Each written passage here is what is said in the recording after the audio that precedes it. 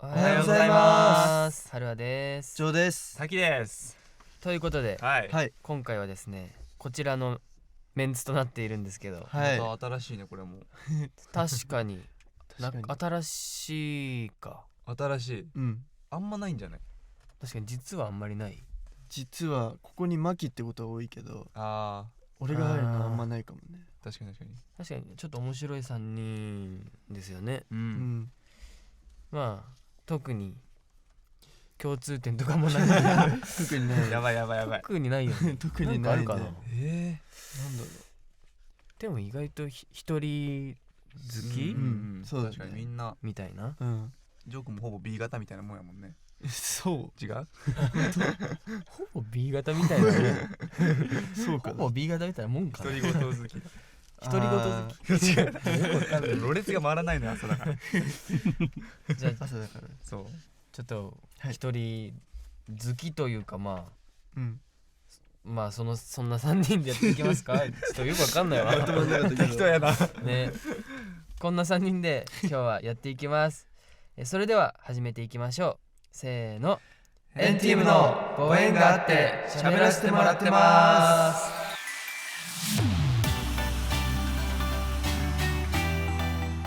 はい、ということでですね、今回はどうしてもやりたいことがあるメンバーがいるって聞いたんですけど、それは誰ですか？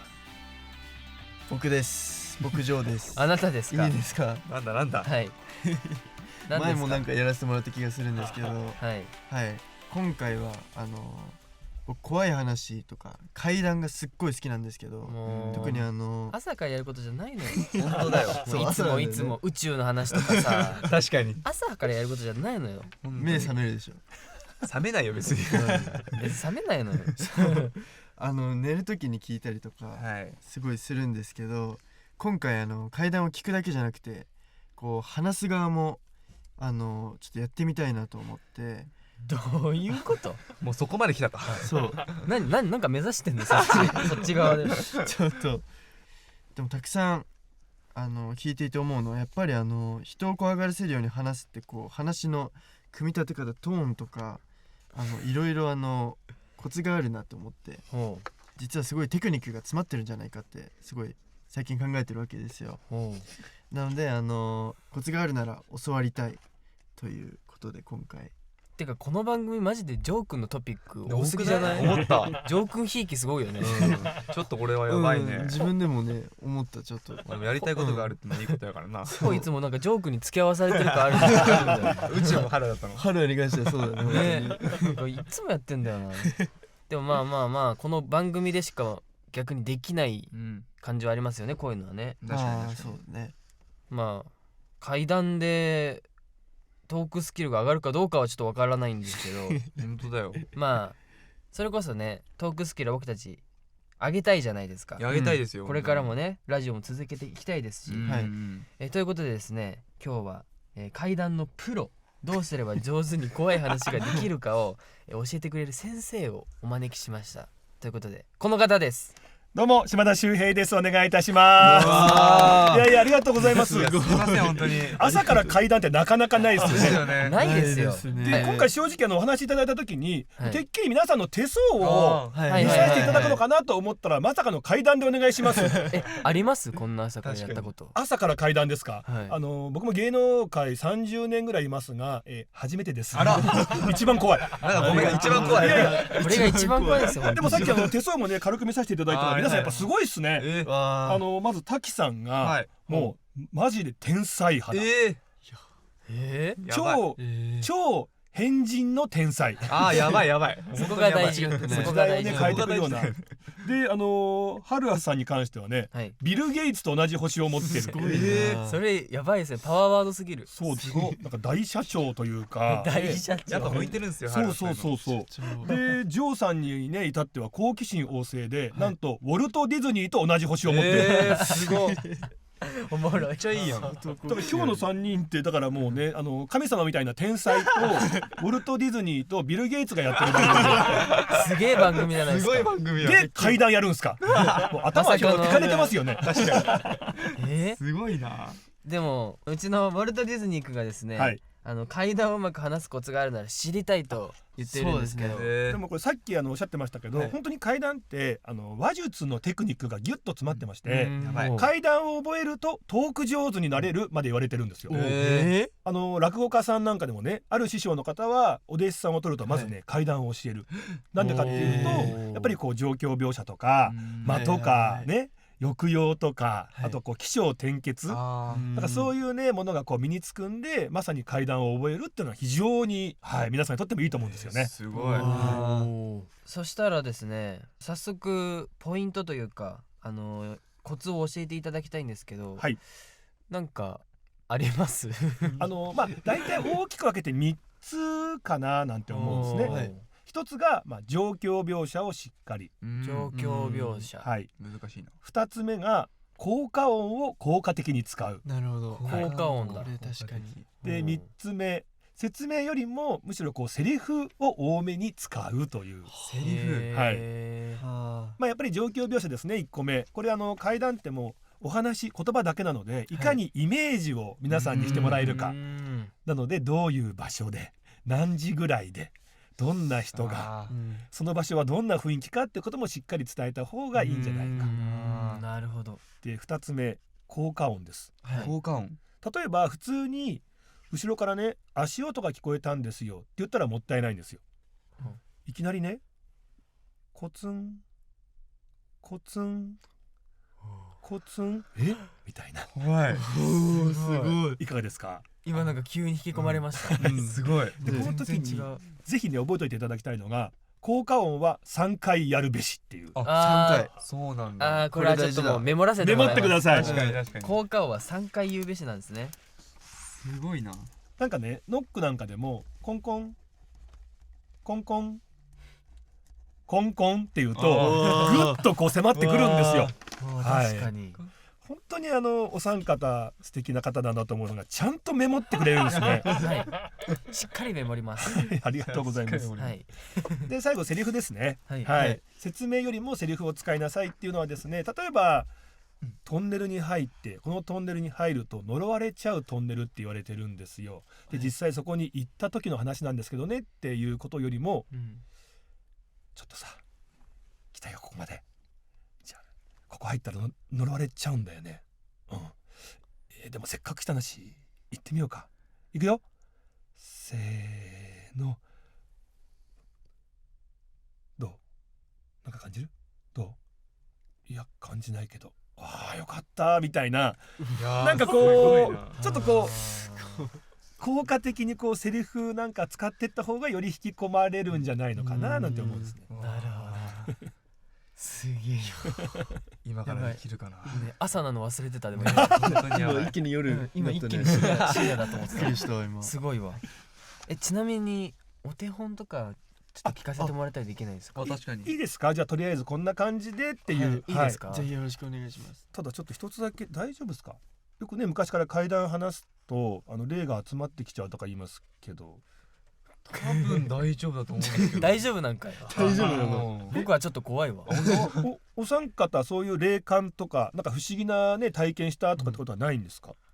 でも僕金縛りは一回あるんですけど。春和さん？はい。やばいんじゃない？でもなんか金縛りってなんかもう科学的にちょっとなんか言われてる部分もあるじゃないですか。すごく疲れていた時に脳は起きてるんだけど体が寝てる状態だみたいな。だからそんななんか霊とはあんま関係ないのかなとも思いつつ、でもなんかこう女性がうわってこう体に入ってくるみたいな。やばいやん。それやばくないですか？金縛りを一回体験しました。やめる？階段やめる？やめようかな。というか今の話がめちゃめちゃ怖かったんで階段お上手だったんですけど今怖かったですね。滝さんはそういう体験はない？ないんですけど、いつも階段とか上がってたりすると後ろから追いかけて来られる感覚というか。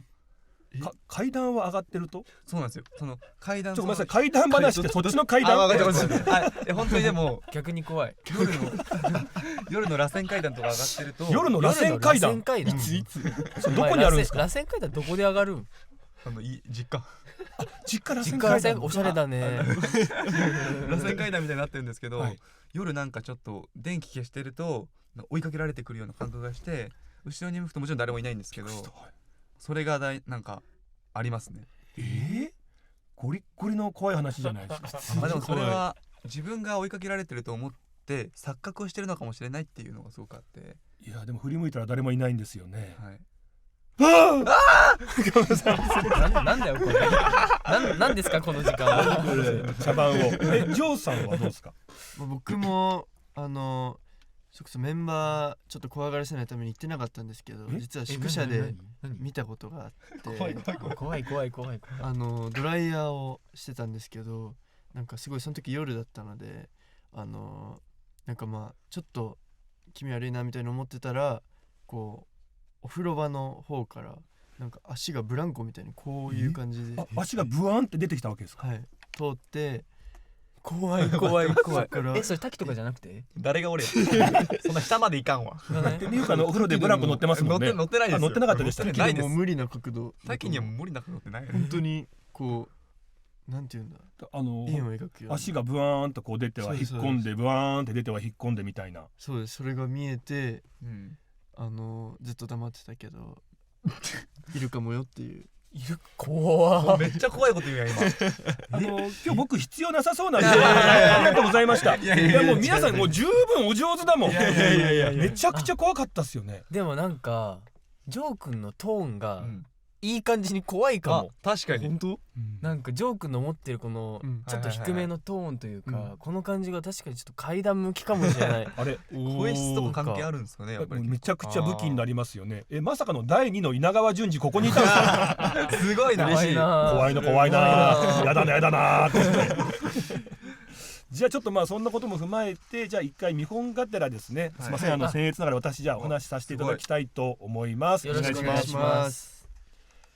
これあるですねタクシー会社の申し送り事項にまつわるお話なんですね。でこのタクシー会社北陸の方の、小さなタクシー会社なんですけども、結構歴史がある会社でして、地元に根付いた会社なんですね。でここでですね、僕も非常に聞いて興味深かったんですけども、新人ドライバーさんが入ると必ず先輩からもう何年も申し送り事項のようにずっと言い伝えられてるっていう話があるんですよ。この会社ですね、とりあえず新人の方が入ると1ヶ月間研修期間があるんですって。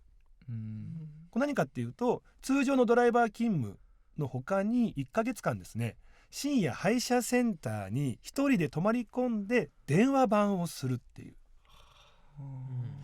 これね夜中に電話かかってきてタクシーお願いしますって言われたら、はいはいじゃあどこどこまでってこうタクシーを手配するっていうお仕事なんですね。で配車センターって言ってもちっちゃなプレハブ小屋の中にデスクが3つぐらい、あと電話が並んでっていう、もうガラーンとした寂しい部屋なんですよ。でそこで一人、その新人の方がですね、電話番をしてたんです。とは言っても田舎なんでなかなか電話かかってこないんですよ。暇だなと思って椅子にこう座ってると、それこそね夜中の2時ぐらい深夜にプルルルプルルルプルルル、お客さんだ。ガチャ。もしもしもしもしもしもしもしもし電話の向こう側少しね様子おかしいんですって。もしもしもしもし、よーく聞いてると向こう側男性の低い声で、すみませんすみませんすみませんもしもしもしもし、すみませんすみませんすみません、ひたすら謝ってるらしいんですよ。どうしました？すいませんすいませんすいません。あれこの電話もしかしてちょっとピンときたんですね。もしかしてあなたドライバーの田中さんじゃないですか？田中です、すみませんすみませんすみません。そう、電話の相手っていうのがお客さんじゃなくって運転手の田中さんからの電話だったんですね。田中さんどうしたんですか？すいません、実は今仕事中に事故を起こしちゃいました。どんな状況なんですか？いやもう車ぐちゃぐちゃになって、向こうの車もかなりもうぐちゃぐちゃで、これどうしましょうパニックになってるんですよ。田中さん落ち着いて、今どういう状況？いやどうしましょう、俺これも会社クビですよね、俺会社クビになるわけいかないんだ。パニックなんです。落ち着いて、俺会社クビになれないんですよ。俺ね去年結婚したばっかりで、この前ガキも生まれてね、俺クビになれないんだ、どうしよう。もうかわいそうじゃないですか。だからね、もう言ってあげたんですよ。田中さん落ち着いてね、奥さんもお子さんも元気で暮らしてるから、だから安心して成仏して。プツップープープープー。実は田中さんっていうのは以前ここで働いていたドライバーさんなんですね。ただ今から数年前に仕事中の事故で亡くなってしまった。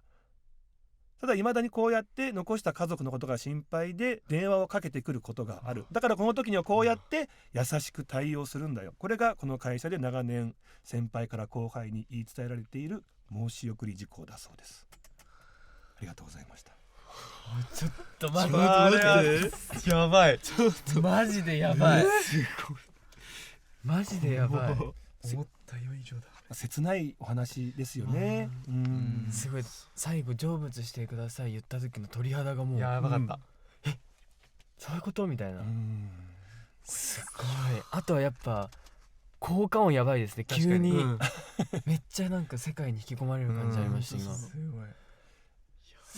今正直電話でプルルルって3回やった時、皆さんニヤッとされたんでめちゃくちゃ恥ずかしかったですけど、3回だやってる島だみたいなはい3回ねまあでもね、結構やっぱ効果的にね空気が変わるので、こういう風に話されるといいんじゃないかなとは思いますけども、はい、実はですね、今日は皆さんにお話をしていただきたいということで、僕の方から皆さんに短めの怪談話で、皆さんお話はないってことだったんで、僕が用意させていただいて、今こちらにメモがありまして、これを今お渡しします。こちらです。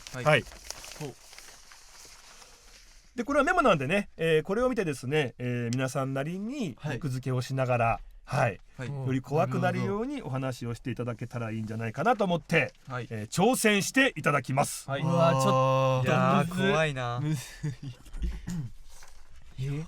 まずね、読んでください。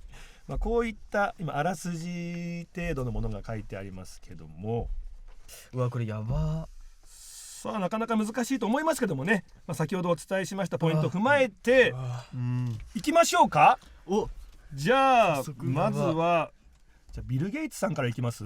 その波。僕だ。ハルワさん一応ハルワさんには、スマホのね音声アシスタントにまつわるねちょっと不思議なお話を今お渡ししましたんで、ではハルワさんの怪談チャレンジです。どうぞ。これは音声アシスタントにまつわるお話です。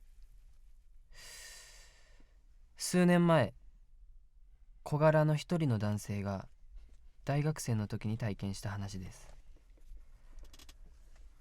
当時ですね、その大学生の男の人は友達と毎週のように心霊スポットに行くっていうのが流行ってたんですね。今思うとなんであんなに行きたかったんだろうって不思議に思うくらいなんですけど、毎週のようにみんなで車に乗って友達5人ぐらいで心霊スポットに行ってたんです。そしてその日もいつものように心霊スポットに行って深夜帰ってきました。その人はアパートで一人暮らしだったんです。夜寝ていると急に金縛りにかかったんです。体が動かない。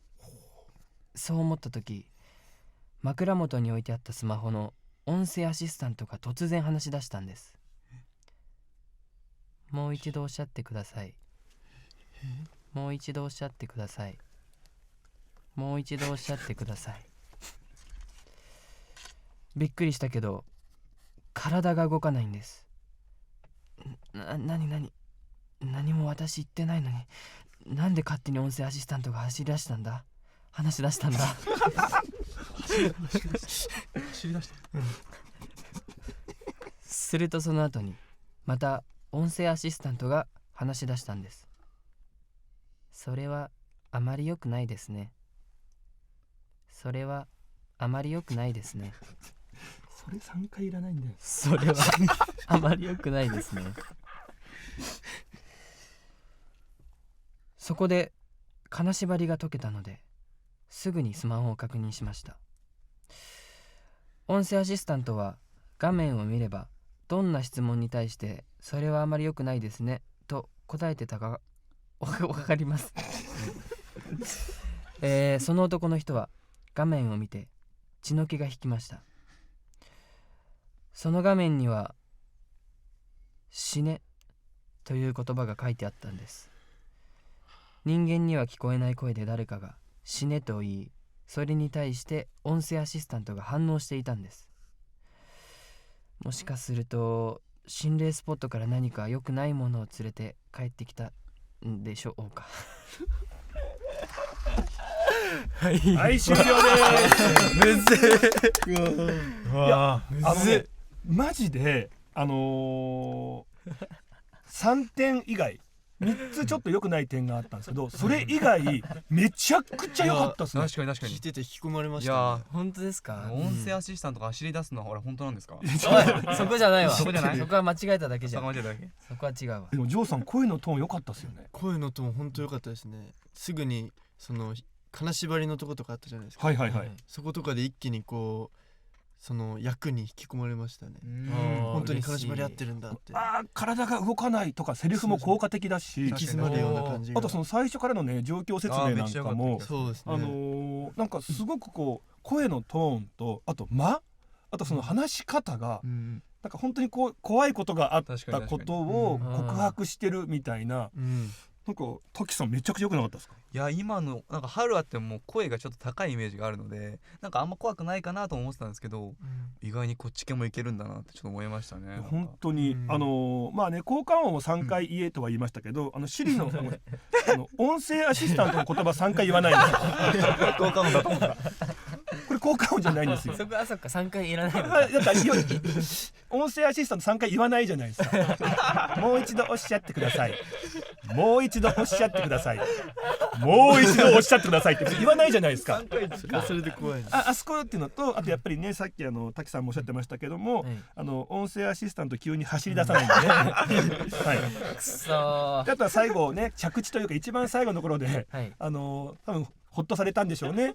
やっぱ優しいからなんかちょっと思わず笑っちゃったっていう。うわー確かにちょっと話が進むにつれてこけてっちゃいましたね少し。いやでもだいぶ良かったですね。すごいと思う。いや素晴らしい。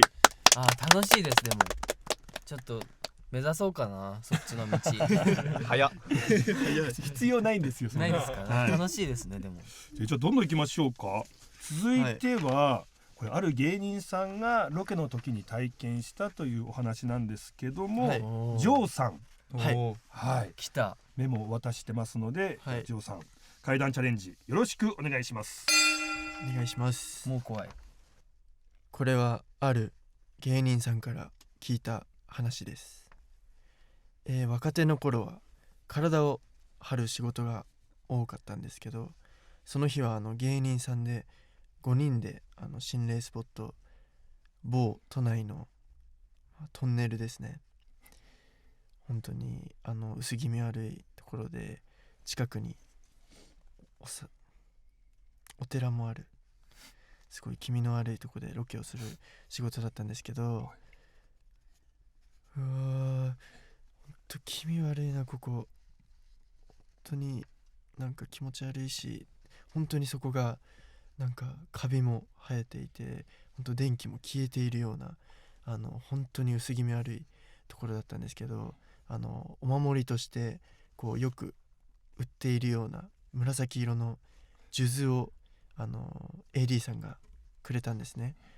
これ何ですかこれって聞いたら、効果の高いお守りですよって言ってくれたんですけど、そのまま、半信半疑でしたが一旦ロケをすることになりまして、いよいよ本番で始まります。3、2バンっていきなり数珠が弾け飛んだんです。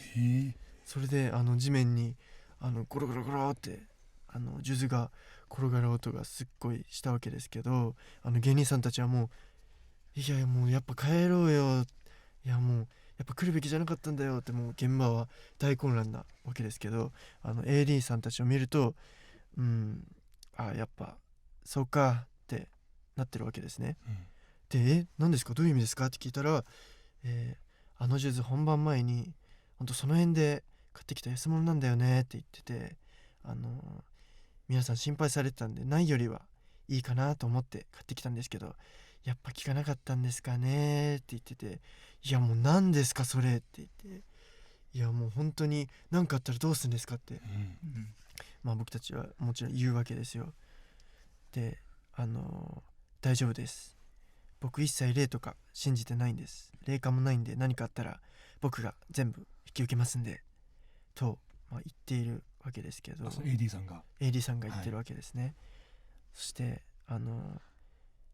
急に次は山に向かってですね、おい幽霊、なんかあったら全部俺のとこ来いよ、俺全く信じてないからな、全部来いよっていきなり言ったわけです。で本当何言ってんだと思いながらも、やっぱりテレビ撮影なのでロケの撮影をしないわけにはいかないので、無事ロケはしたわけですね。ただその帰り道、ロケバスの中でその若いエリーさん亡くなってしまったそうです。本当お疲れ気味だった、体調が悪かったなどいろんな理由があるかもしれないんですけど、タイミングだけにもしかすると霊を怒らせてしまったことが原因なんじゃないかっていう話です。ありがとうございます。怖っ。実際に今ねもう大人気の芸人さんが若手の頃に体験したっていう話で聞かせていただいたんで、ガチの話、はい、怖っ。お話はね非常にちょっと大変なお話だったんですけど、話し方という面でいくとこれ春和さんいかがでしたか？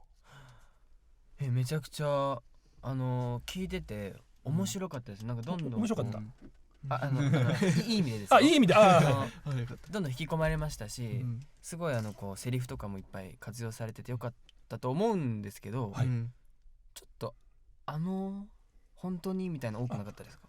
そうですね、ちょっとそれだけ僕ちょっと気になりましたけど。なるほど、間が確かになんかそうちょっとつなぐためにそういう言葉使っちゃうと確かにねテンションがなんか冷めちゃう多かった気が。確かに階段の時はとか本当にとかって出そうな時にそれ言わないとできちゃうと思うじゃないですか、でもできた方が気持ち悪かったりするんで、そういうことか。なるほど。なんか話しづらそうにしてんのとか、次何言うのっていうこっちがどんどん勝手にね怖い想像しちゃうんで、だこれトンネルの話で、薄気味悪いところなんですけど、でも別にいいんですよ。だからもう言わないようにするっていうふうに決めるだけでも勝手に皆さん怖がってくれるんで。すごいな。でも最初のね状況確かにすごくね丁寧にねたくさん話されてましたよね。分かりやすかったし、なんかジョークのその声質と相まってすごく分かりやすかったですね。おお、ありがとうございます。かっこよかった。かっこよかった。かっこよかった。いや本当に数珠とかね弾け飛ぶとかも良かったですよね。そこめっちゃ良かったです。おお、そこは臨場感びっくりしたね。でその数珠をみんなこうつけて大丈夫かな。じゃあ本番いきますよ。3、2、1、パーン。急に数珠がね弾け飛んじゃったんですよみたいなね感じで、もうなんかあんまり説明しないでもうただそのねことをなんかもう言うっていうのもいいですけど、なんかやられてたんでお上手だなと思いました。確かにそこめっちゃ上手だった。やってみていかがでした？いやでもリズム感というかそういうのめちゃめちゃ大事ですね。自分でもやっててこう詰まっちゃうとなんか聞いてる側が一瞬素に戻っちゃうかなと思ったりしちゃうんで、やっぱ今みたいなちょっと気味の悪いリズムっていうのを習得したらめちゃめちゃ上手くなるんじゃないかなって本気で階段師目指してるんですね。人にやっぱやる気違うんですよ。ガチです。ジョークガチで研究しに来たんで今日はレベル違うんだけど。素晴らしいですね。ありがとうございましありがとうたご。ざいます。さあでは最後ですね。鳥は滝さん。楽しみだね。来ました。なんで俺を鳥にしたんだろう。実はね僕今回3つお話用意させていただいたんですが、滝さんの話、はい一番難易度高いかもしれない。やばい。あこれはね結構テクニック必要な話なんですが、ーへえ。長い。まあね、2人組の大学生の男の子2人が夜のねバンガロー、山小屋というかね泊まった時に起こった恐怖体験のお話ですもうね。怖い。二人役やんないとっていうのがちょっとむずいですよね。なるほど。上げるなよプレイハードルを。でも逆にこれ話せたら相当すごいですよ。はいでもね、さっき天才だっておっしゃってましたよね。あー手伝って。はい、な本当上げないで。そしたらもういけるんじゃないですか。じゃあ天才の階段聞いてみます？はい、聞いてみましょうよ。すごいっすねこの番組。さあそれでは滝さんです。階段チャレンジお願いします。はい。ちょっとごめんなさい。ごめんなさい。ちょっとごめんなさい。ちょっと待ってちょっとごめんなさい。いやそれは笑っちゃうんでこっちも。あ最初から行かない方がいいですかね。急に森進一さんで今モノマネされて違いますよね。そんなんじゃないんですけど。違ったんですよね。そう滝さんの声でいいと思います。あ大丈夫ですか。はい。怖かった。はい。怖かったですよね。はい。なんか急になんかの乗り移られたのかなと思って。ね、なんかもういるんかなみたいな例が。あもう怖っみたいな。じゃあ空気を作り直していきますよ。はい。では3人目と今からファーストテイク取るんですよ。じゃないですよマイクの前で。違うかも進めないから。ごめんなさいごめんなさい。いきますよ。はいはい。それでは3人目滝さんの階段チャレンジお願いします。はい、これは2人組の男の子が夏休みに体験したお話です。学校終わり、疲れたな、そろそろ夏休みだしどっか行こうかなと。確かにいいね、やっぱ夏だから海にでも行こうよ、そんな話をしながら夏休み泊まりがけで海に遊びに行きました。ただ残念なことに夏休みということもあって泊まりたかったホテルの宿泊予約が取れなかったんですね。なので実際に泊まったのは海水浴場から少し離れた場所。そこはほとんど人通りが少なく、木々の風のざわめきが聞こえる、そんなような場所でした。夜そのバンガローについて泳ぎ疲れていたので、僕たち2人はすぐに眠りに落ちてしまいました。夜も更け、かなり遅い時間になった時、コンコンコン、急にドアをノックする音が聞こえた。しかし今泊まっているこのバンガローは人通りが少ない場所。夜中に突然人が訪ねてくるとは思えない。そして僕はドア越しに「はい、どなたですか?」こう返事をしたが応答がないんですね。で僕たち2人は聞き間違いだったのかと思い、またコンコンコン、ノックが聞こえたんです。それを聞いた時に思いました。もしかしたら生きてる人じゃないのかもしれない。なぜかというと男の子は少し霊感のようなものがあったんですね。そこでドアの向こうにこう聞いたんです。あなたは生きている人ですか？いや、それとも死んでいる人ですか？もし生きているならノックを1回、死んでいる人ならノックを2回してください。コンコン、2回死んでいる人が来てしまった。僕は怖いと感じましたが、なんとか帰ってもらおうと思って会話を続けました。あなたは男性ですか？それとも女性ですか？男性ならノックを1回、女性なら2回お願いします。コンコン、そうか、女性の霊が来ている。ここでまた質問をしました。あなたは大人ですか？それとも子供ですか？大人なら1回、子供なら2回。コンコン、これもまた2回。そこで小さな女の子が霊小さな女の子の霊が来ていると確信しました、うんその時ふとなぜか怖いというよりかはとてもかわいそうという気持ちになったんですね。そうか、一人で迷い込んでしまったかわいそうな女の子の幽霊なんだな。そう思うと胸が苦しくなり、最後に優しく聞いたんです。ねえねえ、あなた今一人なの？それとも二人なの？そう聞いた瞬間、どんどんどんどんどんどんどんどん四方すべての壁からノックというよりも壁を投げつけるような無数の音が聞こえたんです。そのバンガロー、とんでもなく多くの霊に囲まれていたのです。